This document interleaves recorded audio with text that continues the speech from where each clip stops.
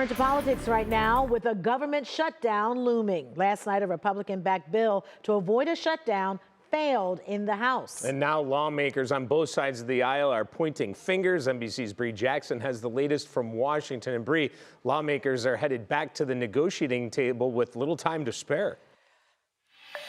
That's right. Good morning, Dave, Danita. So after President-elect Donald Trump blew up an earlier bipartisan agreement, House Democrats and some conservatives rejected a new measure that Mr. Trump praised.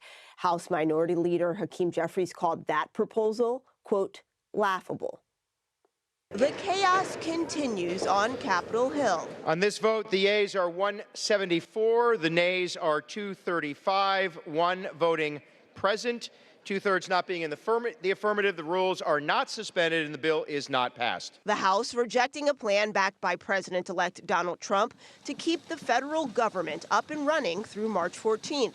The slimmed-down measure included millions in disaster relief money and aid for farmers while cutting out pay raises for lawmakers. But it was ridiculous also to put on the floor a bill to raise the debt limit to an unlimited amount for 2 years. And it should have failed. I'm glad that it failed. Democrats denounced the influence of Elon Musk, who President-elect Trump picked to cut government spending. The billionaire slammed the original bipartisan spending bill as a steal of your tax dollars. Before Elon Musk uprooted the agreement. An agreement was reached in good faith between Democrats and Republicans, and that's what we should be voting on. We're the legislative branch of government.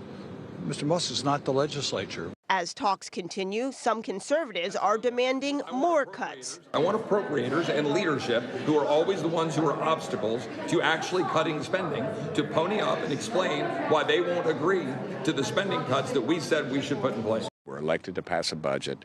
That is what we're constitutionally mandated. The one thing we're actually in the dadgum Constitution is a budget, and we abdicate that duty every time. Congress must act soon, or a shutdown will go into effect this weekend.